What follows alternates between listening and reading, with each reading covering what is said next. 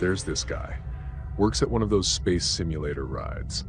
The kind that spins you around fast, makes your body feel like it's flying. It's supposed to feel like being launched into space. Back when the ride first opened, there was only one version of it. Just one story, one setup, one experience. That's when it happened. A mom brought her kid in, a regular day. Nothing weird. They loaded into the simulator like everyone else. When the ride stopped, the kid didn't get up, didn't speak, didn't move. Staff rushed over, paramedics came, but the boy was already gone. Later they found out he had a heart condition no one knew about. Hidden. Silent. It just gave out on him during the ride. That part's real. Other workers confirmed it. Some even looked up old reports.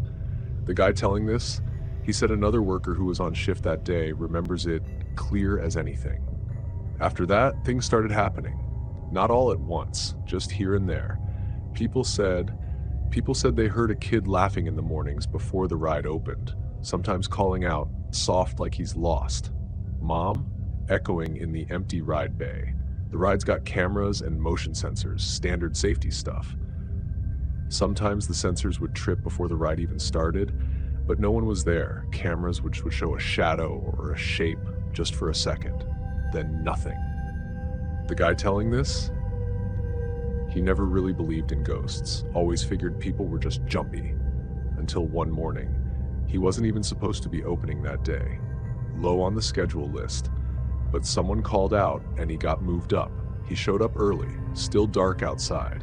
The park's dead quiet before opening, just workers going through the motions. He was assigned to ride room 3. That's the one where the boy died. The rooms are kind of split up in pairs. 1 and 2 connected by a small closet. 3 and 4 the same. But everyone works alone during openings. You're too focused to chit-chat. Each person checking systems, running tests, locking ride seats. He started closing up his ride vehicles. It's loud in there when you're working. Metal clanks, hydraulics, echoes bouncing off the walls. He closed the first 2 seats. That's when he heard it. A giggle. High-pitched, just a little kid laughing like someone told a joke. He froze. Thought maybe the girl in room 4 was messing with him. Brushed it off, moved to the next 2 seats. Closed them up. Laughter again. Louder. Closer. He turned around, saw something move in the corner of his eye, just a flicker, like someone darted out of view, but no one was there. His stomach dropped. The air in the room felt heavy, like the walls were pressing in. He didn't want to stay. He rushed through the rest of the checks, slammed the last seats shut, locked them in. The room felt colder now. Still loud, but something under the noise felt off. Then the giggle came again, right behind him. He spun around, and this time, he saw it. Not a person, not really. Just this shimmer, like heat rising off the ground, but shaped like a kid. And it was gone. Gone before he could even move. He chased it anyway, ran out of the room, checked the hallway, nothing. Went to room 4. The girl working there looked up like she already knew why he was coming. She said she's felt it too. The feeling of being watched, the flickers, the laughing that doesn't sound playful anymore. She said sometimes it feels like the kid's just lonely, like he never really left. And she said once, just once, she heard him whisper something else. I don't want to be alone anymore. No one talks about that part, not officially, but ride room 3, no one wants to open it alone. Not twice.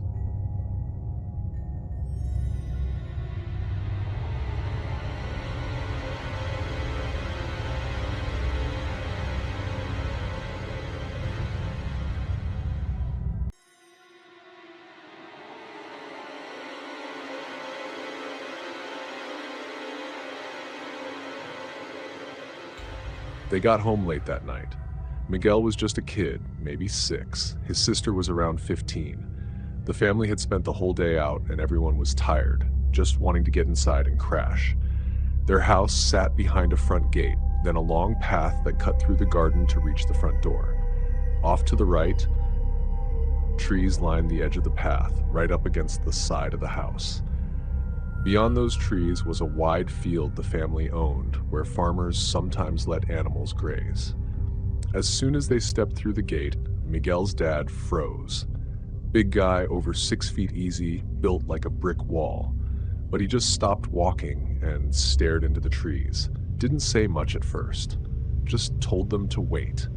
His eyes didn't leave the trees, not for a second. Then, like he was trying to protect them, he started walking down the path, slow, focused, still staring into the trees like he was expecting something to jump out.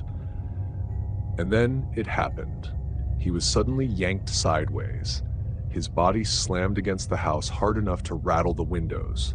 Something had its hand around his throat. No one saw what it was, just a hand, lifting him off the ground like he weighed nothing. His feet weren't even touching the dirt anymore. Miguel, his sister, his mom, they just stood there at the gate, frozen, helpless, watching his face turn purple. And then, just like that, he dropped to the ground, gasping for air. His face slowly came back to color. He never once looked at them. He just kept staring into those damn trees. That night never left them, and things only got weirder from there. Miguel grew up with a bunch of cousins. One was just a few months younger. That kid had a weird habit when they were little. He'd vanish for a half hour, come back like nothing happened.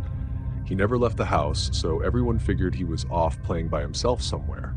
Until one day his mom asked him, "Where were you?" And he said it straight-faced like it was no big deal. "I was playing with the red-headed boy." Silence. No one in the family had red hair. Not a soul. It brought back another memory. Miguel sitting in the hallway with the other boys, rolling a toy car down the floor. They'd push it, and the car would roll back, like someone was there, sending it back to them. But nobody was. That hallway was empty. It didn't stop there. One day, Miguel's parents were setting up for a party. Relatives were out running errands. Miguel was with his sister. A friend came by to help set up. Everything was fine until he asked where the bathroom was. A few minutes later, he came back looking pale. He asked, "Are people showing up already?" Miguel's mom said no. No one was here yet. Then the guy said, "There's a woman in the kitchen, long hair, white dress. I thought she was one of your sisters, but she looks sick, like really sick." His mom told him straight up, no one was in the kitchen. He left shortly after and never came back. Thing is, the house was old, real old. It used to be an old hacienda way back. If you walked past the field and through some more trees, there were small stone buildings where the workers once lived. One day, Miguel's cousins decided to check them out. They followed the dirt trail, trees on both sides, but they kept hearing someone walking just off the path, crunching on the rocks like footsteps. But when they looked, no one. At the buildings, they found weird stains on the floor.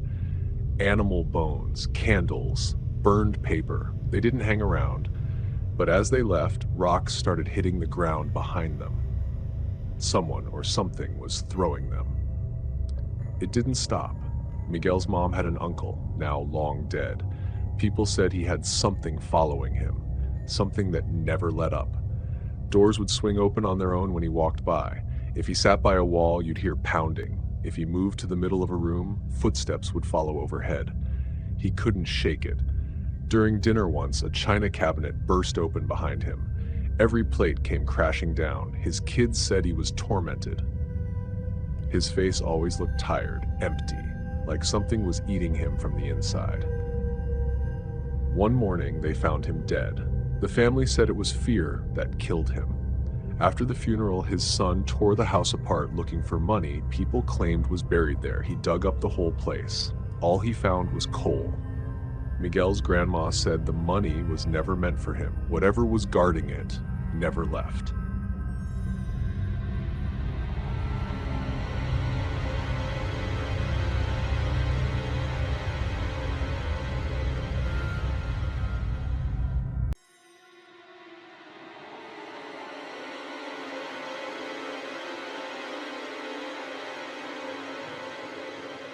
It was just supposed to be a detour. Some accident had shut down the main road and he just wanted to get home.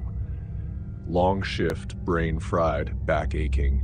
He wasn't looking for anything strange, just punched in a different route, took the turnoff and kept rolling through quiet farmland. Old barns, patches of trees, the usual. Then he came to it. This part of the road where the trees grew in thick overhead, the kind that blocks out the sky, felt like a tunnel. No houses, no streetlights. Just two narrow lanes swallowed up by branches. Right as he drove under the trees, his headlights cut out. Not flickered, not dimmed, just gone. It was pitch black. Fall night, around 9 p.m. No moon, no glow, just sudden blackness like someone dropped a blanket over the world. He slammed the brakes, heart thudding, and threw it in reverse. But the backup lights didn't work either. No lights at all. Nothing on the dash, nothing on the radio. He kept the wheels straight and eased back. Slow. He figured he hadn't gone in more than 100 feet. Maybe 10 seconds of driving, tops, but he kept reversing, 30 seconds, then a full minute. Still nothing. Just black. No trees in the mirror, no road, just black. He grabbed his phone. Dead. Not no signal, dead, dead, dead. No screen, no brightness, wouldn't even flicker. His watch had stopped too. Then it got worse. He got out. Thought maybe the trees were blocking everything, but there was no outline of branches, no stars. No clouds, nothing above him, just emptiness. A thick, cold, pressing nothing. He walked across what should have been the road. No slope, no shoulder, just flat ground. Too flat. Roads out there always tilt for drainage. This felt like standing on a gym floor. He backed up the way he came, one slow step at a time, trying to keep his direction. He got back in the car. Didn't think. Just started driving forward. The road should have had turns. The speed limit was 40, but he floored it. 80. Maybe more for a solid 10 minutes. No curves, no bumps, no sign of anything. Then something hit him. Not his car, his gut. That bad kind of quiet you don't argue with. That wrong kind. He pulled over, or maybe just stopped. Didn't matter. Turned the engine off, closed his eyes, and told himself he'd wait till morning, if morning came. He woke up to sunlight warming his face, and he wasn't on a road. He was sitting in a field. Just grass. Middle of nowhere. No road. No trees. No houses. Checked his phone. Screen lit up now. Just no battery. Watch ticked like nothing had happened. Car started fine. Full tank. Same mileage from the day before. GPS said he was 5 hours away from home.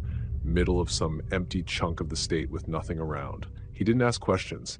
He just drove, and he's never taken that road again. Not once.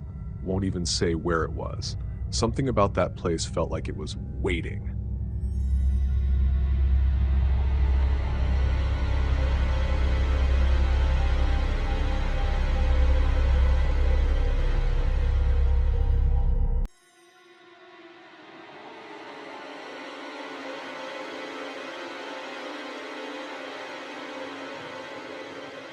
So there's this guy, let's call him Eli. He sleeps in the basement, which is kind of like his whole little setup. Bed, shower, cello in the corner. It's his space. It's not fancy or anything, but it's private and it's his. You know, that kind of quiet where everything feels still, like the air's just sitting there. That's how it was. One night he wakes up. No reason. No noise, no nightmare, nothing. Just opens his eyes, middle of the night, pitch black. He rolls over, probably just thinking he'll go back to sleep in a second. But then he sees it. Someone's standing there. A black figure, like just the shape of a man, maybe 5'10", maybe taller, it was hard to tell. Just standing right at the side of his bed, between the bed and the stairs. No face, no sound, just standing, not moving, blocking the only way out. Eli froze. His heart went straight into his throat. That kind of cold panic where you can't even scream if you wanted to. He didn't run. He couldn't. He just rolled over like a little kid hiding from a monster and started praying. Not even loud, just in his head, desperate, like please make it go away, kind of praying. He stayed there for what felt like forever. Then slowly, scared out of his mind, he rolled back over, gone. No noise, no footsteps, just gone. The space was empty like nothing happened, but he knew what he saw. It wasn't a dream. It felt too real. His heart was still going crazy. Next morning, he gets up, still kind of shaken, but trying to play it cool. He goes to shower, still in the basement. He's standing there with the hot water going, trying to calm down, and out of nowhere, the curtain moves. Not like from steam or anything. It shifted, like someone pushed it. Not all the way, just enough to make your stomach drop. He finishes up quick, trying to act normal, but watching every corner like a hawk. He gets out, grabs a towel, and then he hears it. Pluck, pluck, pluck! His cello, it's leaning against a chair, hasn't been touched in days. The D string, one of the low ones, gets plucked 3 times, slow, clear, and then just hums out. Eli just stood there wet, holding his towel, like, what the hell is going on? Now he's full-on freaked. He grabs his stuff and goes upstairs. Doesn't even care if his hair's still dripping. He walks into the living room and sees his brother just sitting there like it's a normal morning. But then he sees the handprint. A big one. Too big to be his brother's. It stretches from his neck to the side of his cheek, like someone gripped him hard. But the crazy part? His brother says he didn't feel a thing. Slept like a baby. No dreams, no waking up, nothing.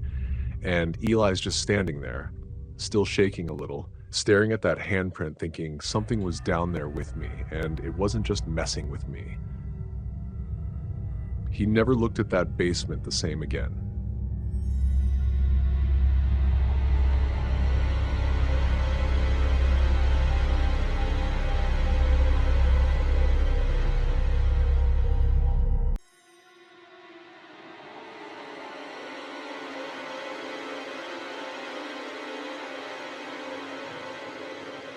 He was 17, just another night hanging out with a couple of friends, nothing wild, just bored teenage kids looking for something to do. His 2 buddies wanted to go smoke out in the woods. He didn't feel like it, said he'd drive them there and just chill in the car. So he parked near the edge of the woods. It was dead quiet, no streetlights around, no music playing, just him sitting there in the dark. After a while, boredom kicked in. He figured maybe he'd walk in and find them, hang out for a bit, kill some time. The trail split into 4 paths. All of them looked the same, just dirt and trees and blackness. No lights, no signs. He picked the one that looked the biggest, hoping it was the right one. He didn't have a flashlight. This was before phone flashlights were a thing. So he's walking through pitch black woods, just the faint glow of moonlight breaking through the trees every now and then. Every sound out there feels louder when you're alone. Branches cracking, wind moving, the kind of stuff that makes your stomach tighten even if you're trying to act cool. A few minutes in, he comes across this dip in the trail. Right on the other side, there's this old wooden bench. It's just barely lit by the moon. And there are 2 figures there. One sitting on the bench, the other one standing in front of him. He stops, just sees their silhouettes, can't make out faces or clothes, but his brain fills in the blanks. He figures, yeah, that's gotta be them. So he calls out, casually, yo, or something like that. Both figures turn to him. No hello, no words, just dead silence. Then the one sitting down, he stands up fast and bolts straight at him, full speed, like sprinting at him without saying a single word. His heart just exploded into panic. He didn't wait to see anything else. He turned and ran. Full adrenaline, no clue where he was going, just sprinting through trees and roots and rocks, tripping, falling, getting scraped up, just trying to get the hell out of there. He made it back to the car, slammed the door shut, locked it, breathing hard, heart pounding so loud it hurt his ears. He sat there trying to make sense of it. What the hell did he just see? Who the hell was that? Maybe a minute later, his 2 friends came walking out of one of the other paths. Totally chill, totally fine. They were laughing, talking, high as hell. They hadn't seen him. They hadn't seen anyone else either. He told them what happened, every detail. They swore they weren't messing with him. And the way he looked, shaking, pale, scraped up, it wasn't like he was making it up. He doesn't know who those people were, or what that guy wanted, or why he ran at him like that in total silence. But that image, that shadow sprinting at him out of nowhere, never really left his head. Even now, years later, just thinking about it makes his chest tighten. The woods at night are weird, man. Something about that silence, it doesn't feel empty. It feels like something's watching.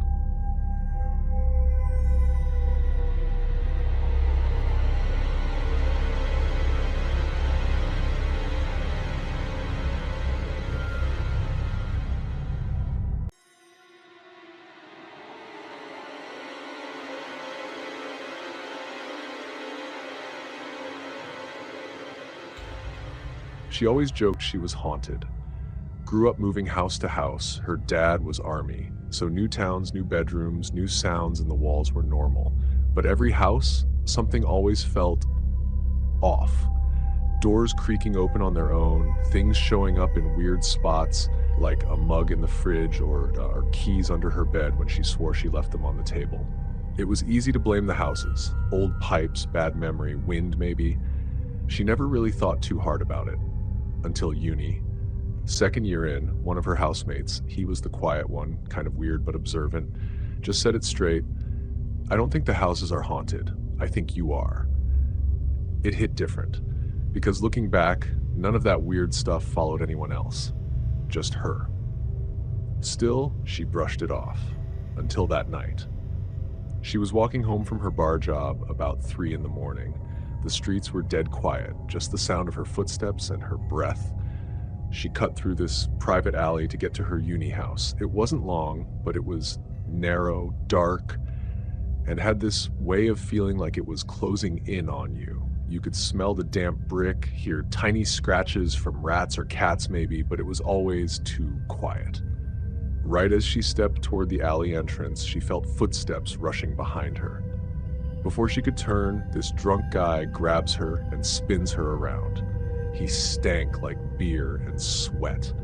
His eyes were glazed over but hungry, like he wasn't all the way there. He starts touching her, slurring stuff she can't even fully understand and trying to pull at her clothes. She tries to push him off, tries to stay calm, but he keeps grabbing at her. She remembers the house had this old security system. The living room window, if you hit it just right, it would trigger the alarm. It'd go off loud enough to wake the whole street. Her 2 housemates, both guys, were heavy sleepers, but the alarm, that would wake them. Only problem was, the alley was tight, and every time she tried to run for it, he grabbed her again. For like 5 minutes, she struggled.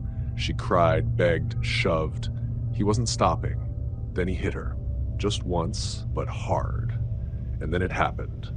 The alarm started screaming. Lights in the house flipped on. The guy bolted, stumbling back into the street like a roach when the light hits. Her housemates came rushing out. One of them held her. She couldn't stop shaking. They called the police next day. They handed over the CCTV footage. The cameras caught the guy entering the alley, clear as day, but nothing that happened inside the alley was on tape. The angle missed all of it. Not enough to charge him. He just got to walk away. But later that day, they went back and looked at the footage again. They were all curious. What had set the alarm off? There had to be something. There wasn't. No bird, no cat, no trash flying around. No one had touched the window. Nothing hit it. It just went off. That alarm had never gone off by itself before, not once. And it didn't happen again after. She sat there watching the video, the screen frozen on the window with nothing near it, and she said it without thinking. It was the ghost. Back then, it scared her. The cold spots, the moving things, the shadow you'd sometimes see in the corner when no one else was in the room. It used to make her sleep with the light on. But now she feels like whatever it is, it's on her side. Like it watches, waits, steps in when it really matters.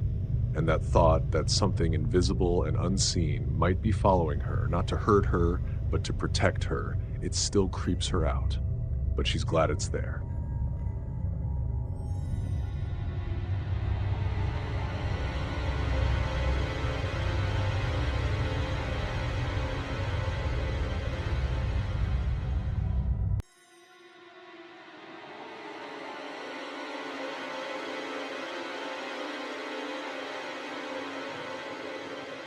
"20 years back, somewhere out in New Mexico, 2 friends were driving down Highway 60 late at night, somewhere between Vaughn and Fort Sumner.